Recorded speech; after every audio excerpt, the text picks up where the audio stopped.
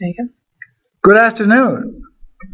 I'm Vandy Forrester, and I'll be your instructor for the next 16 weeks in this terrific and interesting class called Introduction to Fundamentals of Communication, otherwise popularly known around campus as COM 101.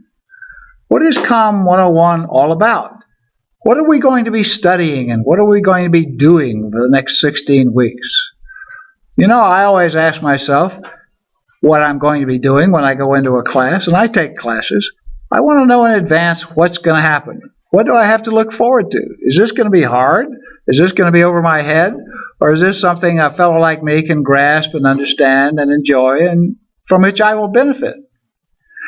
This is a course in oral communication. Let me tell you a little background about human oral communication.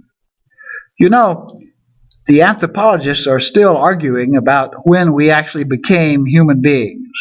There's no set date or no set agreement on when we became who we are, and that is generally considered to be Homo sapiens. But we do know that whenever we became Homo sapiens, in other words, human beings able to walk upright and run fast to get away from the animals who would eat us at the water hole at night rather than us eating them, whenever we became Homo sapiens, able to walk upright and run and protect ourselves, we were still a very basic sort of animal. And we're still animals. Your biology teachers tell you that. So when did we become fully human? And how was it we became fully human? And interestingly enough, not only in communication theory, but in anthropological theory also, every one of the experts agree that we only became fully human when we learned how to talk. And when we learned how to talk in words, which are nothing more than abstract symbols to which we attribute meaning, when human beings became able to talk in words, and our words came to represent things, and that every one of us agreed on which things the words represented, then we became fully human, or were on the way to becoming fully human. And it is an undisputable biological fact, and you can look this up if you want to, and you may want to. It's an indisputable biological fact that our brains began to grow in size and increase in size and complexity. Cognitive complexity. Look that word up. It's a terrific one. You'll find whole books on cognitive complexity.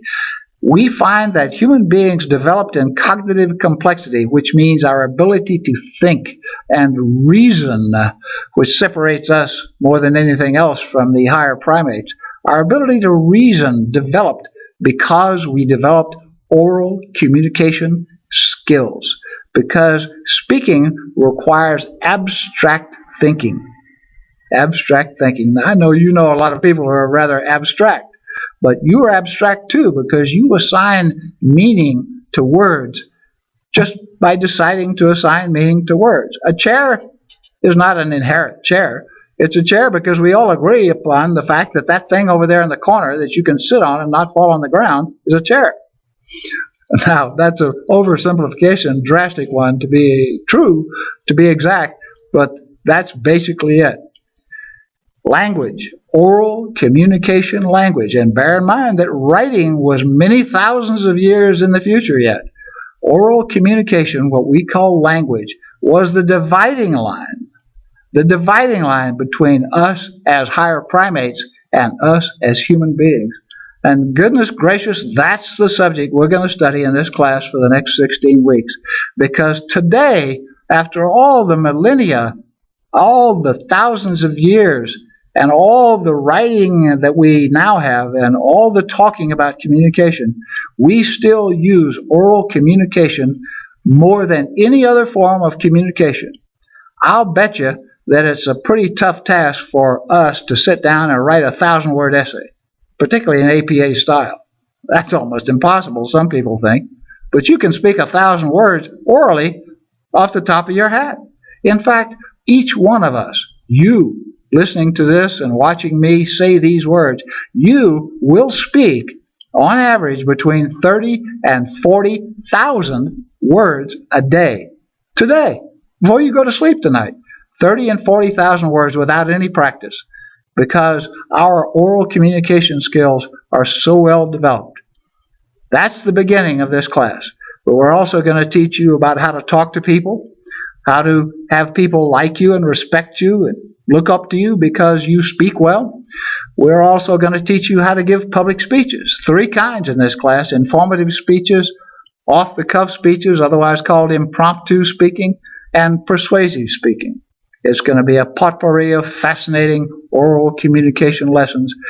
The thing is about oral communication, you already do it. So it's nothing new. Batten down the hatches, fasten your seatbelts. We're in for a fast and interesting ride. See you at the next lecture.